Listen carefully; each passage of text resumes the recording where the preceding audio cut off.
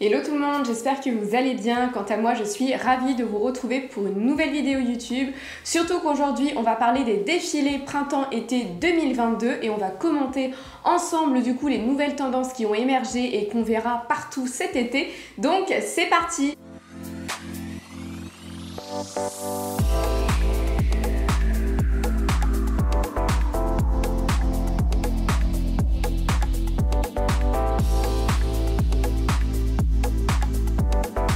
Avant de commencer la vidéo, n'hésite pas à me rejoindre sur Instagram, c'est sur ce réseau que je suis présente tous les jours, donc n'hésite pas à me soutenir en t'abonnant, en discutant, ça me fera super plaisir. N'hésite pas également à suivre ma chaîne YouTube, vous êtes de plus en plus nombreux, ça me fait énormément plaisir et c'est surtout que ça me donne envie de vous créer encore plus de contenu différent, donc n'hésite pas. Concernant les défilés printemps-été 2022, on a eu de très belles collections, de très beaux défilés, mais c'est vrai qu'on a vu quelques similitudes, on a vu émerger quelques tendances et c'est surtout que c'est un indicateur, ça veut dire qu'on va en voir partout cet été, donc on commence. La première tendance que l'on a vue un petit peu partout, notamment chez Balenciaga, mais également chez Louis Vuitton et encore Givenchy, c'est justement le jeu des volumes. Alors vous savez que dans la mode et dans le conseil en images, on a certains choix à respecter, on a certains volumes à respecter, c'est-à-dire si vous mettez du volume en haut, et bien en bas c'est plutôt fuselé et inversement.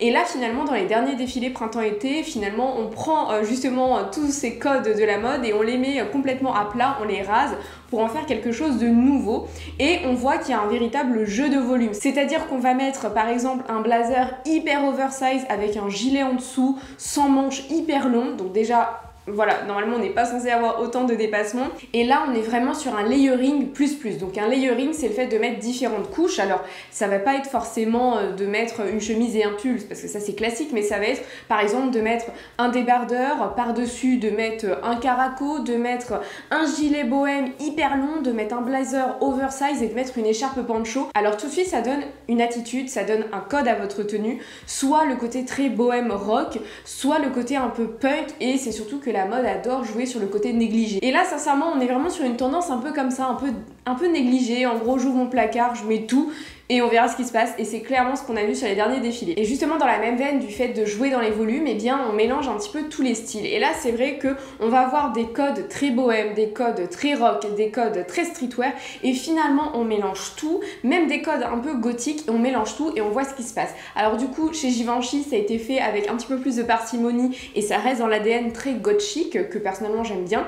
Et ensuite vous avez le côté Balenciaga et Louis Vuitton où pour le coup ça va dans tous les sens et justement il n'y a pas un style mais vraiment plein de styles et on mélange. Finalement on ne fait pas de choix, on prend tous les styles et on se les met dessus. Même par exemple moi au quotidien j'aime bien avoir un look parfois hyper préppy, BCBG, un look un peu plus bohème, un look très rock, et on mélange pas tout ensemble. Et là finalement cette année la mode, ou en tout cas cet été la mode nous dit bah non, vous faites ce que vous voulez, vous mélangez tout. Personnellement c'est pas forcément une tendance que je trouve très jolie, très esthétique. Autre tendance que l'on a vu partout sur les défilés, c'est le cuir. Alors le cuir déjà cette année il était très présent, on avait des blazers en cuir ou en simili cuir, on a vu également des trench et des robes, mais là c'est encore plus poussé à l'exergue, c'est-à-dire qu'on a des trench en cuir en couleur, donc on en a vu notamment chez Lanvin, on a également des manteaux en cuir avec des harnais de chez Hermès, on a des jupes en cuir, on a des robes en cuir, on a des corsets en cuir, on a du cuir partout, et ça chez Louis Vuitton, chez Balenciaga, chez Chloé, on a du cuir patchwork, même un cuir patchwork un petit peu effet écaille. On en a chez Hermès, on en a chez Lanvin, c'est la grande tendance. C'est une tendance qui est tout de même très étonnante parce que généralement le cuir c'est plutôt automne-hiver. Là en plein été, je pense que niveau confort c'est pas trop ça, mais en tout cas là cet été, ce printemps-été, ils ont décidé de nous mettre du cuir partout. Personnellement moi j'adore le cuir, je trouve que c'est une pièce forte d'un look, je trouve que ça rajoute quelque chose en plus, ça rajoute un côté rock, mais parfois ça peut aussi rajouter un côté très BCBG, parce que par exemple Hermès c'est le milieu de la sellerie, donc c'est un milieu équestre, un milieu plutôt bourgeois, et justement ils reprennent ces codes pour faire quelque chose de beaucoup plus élégant. En tout cas moi personnellement c'est une tendance que j'aime beaucoup, mais là c'est vrai que cette année sur tous les défilés on a vu le pantalon en cuir, la robe en cuir, le top en cuir, vraiment il est décliné à toutes les manières. Alors autre tendance que l'on a vu partout, surtout chez Chanel et chez Saint Laurent, c'est le côté années 80, parce que Karl Lagerfeld est arrivé dans les années 80 à la direction artistique de la maison Chanel, donc là c'était vraiment un clin d'œil au premier défilé de Karl pour la maison, avec des mannequins qui sourient, avec quelque chose de beaucoup plus beaucoup plus chaleureux. On retrouve les mêmes silhouettes qui avaient été proposées, donc c'était vraiment une collection clin d'œil. Après je trouve que Virginie Viard on n'a pas encore découvert sa patte. On voit qu'elle fait beaucoup de clins d'œil aux années 80. L'année dernière, c'était les années de Coco, mais finalement, voilà, quid de Virginie Viard chez Chanel, c'est quoi sa patte, c'est quoi son style, et c'est vrai que moi je trouve ça un petit peu dommage, mais en tout cas là, les années 80 vont revenir en force cette année, en tout cas cet été. Pareil, Saint Laurent a repris les silhouettes iconiques d'Yves Saint Laurent pour une proposition très années 80. Alors les années 80, ça se traduit comment? Eh bien ça se traduit avec des escarpins pointus, avec une combinaison hyper moulante, avec un blazer hyper oversize, avec du pied de poule, avec du tweed, avec des cols justement contrastés avec les imprimés. C'est vraiment un look qui est très particulier, même au niveau des coiffures. Et finalement, voilà, moi c'est une tendance. Les années 80, pourtant, j'adore le style rétro, j'adore le style 60, 70. 80, 90, un peu moins, mais en tout cas là cet été, il faudra compter là-dessus. Et avec les années 80, on retrouve également, surtout chez Chanel, une proposition avec des bikinis, des maillots de bain très taille haute, très rétro. Alors là pour le coup j'aime beaucoup. Et on retrouve des superpositions très années 80, c'est-à-dire avoir une jupe et en dessous vous allez avoir un fuseau un peu métallisé. On a déjà vu cette proposition dans la collection métiers d'art de Chanel, mais là cette fois-ci c'est version été, donc on va avoir un bermuda et une jupe par-dessus. Alors pareil, c'est hyper étonnant. Autre tendance que l'on a vu plutôt pas mal de fois, c'est le monogramme. Alors le monogramme, effectivement, bon, on en voit partout, mais là il est décliné en couleurs. La couleur, on va en voir partout cet été, que ce soit de l'orange sanguine, du citron, que ce soit justement du violet, du lilas, du rose, des couleurs très acidulées, très bonbons, que l'on a vu dans plusieurs propositions. On en a vu chez Dior, on en a vu chez Chanel, on en a vu chez Lanvin. Ces 4 couleurs, le orange, le rose, le lilas et le jaune, on en voit partout. Mais je reviendrai tout à l'heure justement sur le jaune. Autre tendance que l'on va voir beaucoup cet été, c'est le drapé. Alors moi personnellement, le drapé, je trouve ça d'une élégance incroyable. C'est hyper chic, c'est très beau, et après vous savez que j'adore l'histoire et notamment la Grèce antique et la Rome antique, donc forcément je ne peux qu'aimer le drapé. Mais la Balenciaga et Lanvin nous font des propositions très diverses. Chez Balenciaga, le drapé est beaucoup plus austère. Alors justement, concernant Balenciaga, une note toute particulière à l'épisode des Simpsons qu'ils ont fait, que personnellement j'ai vu, que j'ai adoré. C'est surtout que j'ai adoré également le fait que Marge Simpson soit née le 2 octobre, tout comme moi, je suis née également le 2 octobre, mais en tout cas, au-delà de ça, le défilé était hyper bien. On avait un défilé en dessin animé, vraiment l'épisode était très très drôle, très sympa, j'ai beaucoup aimé, et c'est surtout que c'était une belle critique aussi du milieu de la mode, avec Anna Wintour, avec tout ce concept parfois un petit peu langue de bois que voilà, je trouve très sympa et surtout plutôt véridique. Et ensuite on avait la proposition en photo des looks mais dans la vie réelle, et on est justement sur une collection alors qui est parfois très décalé comme ce que nous fait Balenciaga depuis quelques années, mais aussi sur quelque chose de très austère. On retrouve également le turquoise iconique de Balenciaga. Ça fait quelques années que Balenciaga nous propose un turquoise très particulier. D'ailleurs mon sac, j'ai fait un unboxing et c'est un sac qui est de cette couleur, le turquoise Balenciaga, que j'aime beaucoup. Et chez Lanvin, il est beaucoup plus glamour, beaucoup plus sexy. Finalement on retrouve le côté très classique du drapé, parce que le drapé ça a un côté de toute façon, parce que c'est du flou, un côté très sexy, très élégant, et du coup la version Balenciaga plus austère est beaucoup moins vue et du coup beaucoup plus étonnante. Justement tout à l'heure je vous ai parlé des années 80 avec les blazers oversize, mais on retrouve de toute façon le blazer oversize, mais plus qu'oversize, c'est-à-dire que là on est sur du oversize, et ce blazer justement énorme, et on est complètement mangé dans ce blazer. On en retrouve chez Louis Vuitton, on en retrouve chez Balenciaga, et on retrouve également ce blazer chez Lanvin. Chez Balenciaga par exemple, on retrouve des bottes cuissardes, leggings, on sait plus trop ce que c'est, mais du coup très moulant, avec justement un over blazer. Et chez Louis Vuitton également, on est sur quelque chose de très cintré et puis un énorme blazer, et ça c'est vraiment le côté pour le coup un peu années 80 qu'on retrouve chez Chanel ou qu'on retrouve chez Saint Laurent, mais vraiment poussé à l'exergue. En fait on tire le fil rouge pour avoir quelque chose d'hyper impressionnant presque. Et justement pour parler tout à l'heure des années 80, c'est la combinaison, la jumpsuit hyper moulante, mais très moulante, qui ne laisse place à aucune imagination. Et on en a vu donc chez Saint Laurent et on en a vu beaucoup chez Lanvin. Et en quoi elle se différencie de la combinaison qu'on a pu voir dans les années 80, c'est l'imprimé.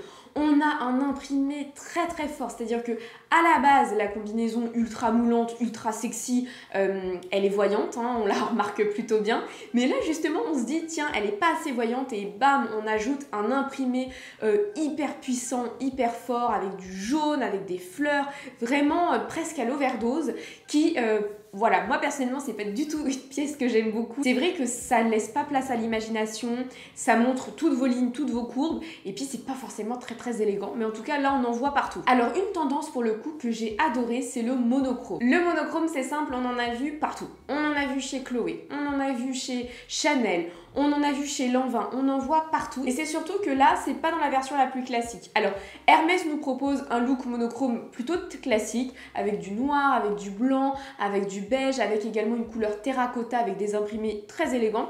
Mais chez Lanvin, chez Chanel, chez Chloé, voilà, on part sur des couleurs beaucoup plus folles, beaucoup plus colorées et en même temps c'est la collection printemps-été, donc ce qui paraît logique et je trouve que c'est très joli. En ce moment, moi j'ai aussi envie de couleurs et je trouve que ce look total monochrome, c'est très canon et c'est une tendance clairement que je pourrais porter ce printemps-été. Alors, autre tendance plutôt étonnante quand on parle de printemps-été, c'est la maille. Alors, la maille côtelée, on en voit partout. On en a vu sur tous les défilés, surtout chez Chanel, on avait une très longue proposition de maille. Alors, c'est vrai qu'au printemps, il fait un petit peu froid. Donc, au printemps, voilà, on peut avoir sa petite maille. Mais là, l'été, on a des culottes côtelées, on a vraiment toute une proposition, toute une gamme. Donc, il faudra compter sur sa petite laine, son petit gilet, son petit pull. Alors, autre tendance que l'on a vu un petit peu partout, c'est la mini-jupe. La mini-jupe, elle revient en force, on la voit partout. Ma version favorite, c'est la version 13 années 60 de Dior. D'ailleurs, Dior se la joue un petit peu courage, je trouve. Et c'est vrai, très coloré, très acidulé. Après, à la fin du défilé, ils avaient aussi une collection boxeuse. J'ai pas trop compris. Après, à vous de me dire justement si vous avez compris. Mais moi, j'ai pas compris justement ce switch. Par contre, ce qui était très intéressant dans le défilé Dior, c'est qu'on était sur un jeu de loi, un jeu de dames, pas mal. J'ai bien aimé le côté très créatif. Et justement, cette proposition 13 années 60 avec du vinyle, avec la couleur et notamment la mini-jupe avec la petite botte très courage finalement, j'ai beaucoup aimé. Mais en tout cas, il faudra compter sur la mini-jupe vraiment toute droite, toute simple. Alors, autre pièce qui est iconique, qui est classique, qui est intemporelle, mais là qui est revisitée pour devenir une tendance pour cet été, c'est le trench. Alors là, le trench, il n'est pas dans sa version classique. Il est en laine, en lin déchiré, en lin un peu dévoré, il est sans manches, il est avec manches, il est en cuir, il est de toutes les couleurs. Vraiment, on a pris le trench et on l'a décliné de plein de façons. On l'a vu également chez Chloé. Alors chez Chloé, il était en jaune, il était aussi avec des parties brodées, très jolies, très bohème. Donc vraiment, on a repris le trench chez Lanvin également, chez toutes les maisons, pour en faire quelque chose de nouveau, de réinventé. Autre chose qui est très iconique, c'est le tailoring. Le tailoring, c'est le fait d'avoir un tailleur ou un costume chez les hommes. C'est voilà quelque chose d'intemporel, on en voit depuis des années, mais là il a été revisité. Il a été revisité par exemple chez Chloé de façon très bohème, avec justement des petites franges, sur quelque chose vraiment avec une matière où on n'a pas l'habitude de voir du tailoring. On est sur de la laine, on est sur du tweed, mais pas forcément tweed, on est un petit peu sur du coton, on est sur une matière un peu recyclée qui se voit et qui est très jolie et qui est très bohème. Mais c'est vrai que voilà, le tailleur cette année, il faudra compter là-dessus cet été avec un petit top, avec un petit débardeur, mais dans des couleurs beaucoup plus estivales, avec des couleurs comme du blanc cassé, du jaune pâle, du pastel. Et je trouve que c'est hyper élégant, notamment pour aller travailler. Et justement, en parlant de couleurs, je fais un focus sur le jaune citron. Alors c'est vrai que les couleurs pastel, on en a vu sur pas mal de défilés, mais le fil rouge que l'on a vu dans beaucoup de défilés, beaucoup de maisons, c'est le jaune. Le jaune, on en a vu partout. Et en quoi c'est étonnant? Parce que généralement, le jaune, c'est une couleur qui est toujours un peu boudée. Oui, le jaune, ça ne met pas en valeur. Le jaune, c'est pas une très jolie couleur. Et là, je trouve que la proposition, elle est sublime. Sur tous les défilés. Elle est en jaune citron hyper flash, elle est en jaune plutôt pastel, en jaune un peu moutarde, mais c'est vrai que c'est la couleur de cet été. Et à mon avis, ça va être décliné aussi pour la rentrée automne-hiver 2022. C'est vraiment une couleur sur laquelle il faut compter. D'ailleurs, je suis plutôt contente quand j'ai vu cette tendance parce que justement, il y a quelques mois, j'ai acheté un sac jaune, bien jaune. Là, on est vraiment sur quelque chose de très jaune. Et justement, quand j'ai vu que c'était hyper tendance, je me suis dit, bah tiens, finalement, t'es dans la tendance. Tu vas pouvoir également trouver des vêtements pour pouvoir accorder ton sac. Alors cet unboxing, je le prépare, mais vous inquiétez pas, c'est en tête, c'est prévu. Mais justement, je veux vraiment pouvoir accorder mes tenues. Mais en tout cas, le jaune, on le voit partout. Alors forcément, faites attention, et là, c'est un peu la conseillère en image qui parle, mais faites attention à votre teint. Moi, je sais que le jaune, c'est pas forcément quelque chose qui me sied particulièrement au teint, mais j'aime bien cette couleur, donc on va plutôt jouer sur les accessoires ou alors au niveau du bas. Parce que forcément, quand on veut savoir si une couleur vous sied ou pas, vous savez, vous avez des foulards qu'on vous met au niveau du visage et vous voyez que votre teint réagit. Si vous avez envie de céder justement à une couleur, que ce soit le jaune ou autre, mais vous vous rendez compte que ça ne vous sied pas au teint, soit vous jouez sur les accessoires, soit vous jouez au niveau des chaussures, du pantalon, en tout cas plutôt sur le bas. pas sur une couleur qui se rapproche de votre teint. Mais voilà, c'est vrai que le jaune, là, il va falloir compter sur lui cet été. Et enfin, dernière tendance, c'est le bijou XXL ou encore l'accumulation de bijoux. Et là, on en a vu partout, sur tous les défilés. Note spéciale notamment pour Balmain, qui a pris une version oversize vraiment du bijou. On a carrément un maillon qui devient un top. On a, vous savez, les bracelets de gourmette ou de ceinture qui devient une bandoulière de sac à main. Vraiment, c'est poussé, c'est XXL. On se croirait un petit peu dans Alice au pays des merveilles où, voilà, vous avez un bijou qui avale la potion magique et ça devient énorme.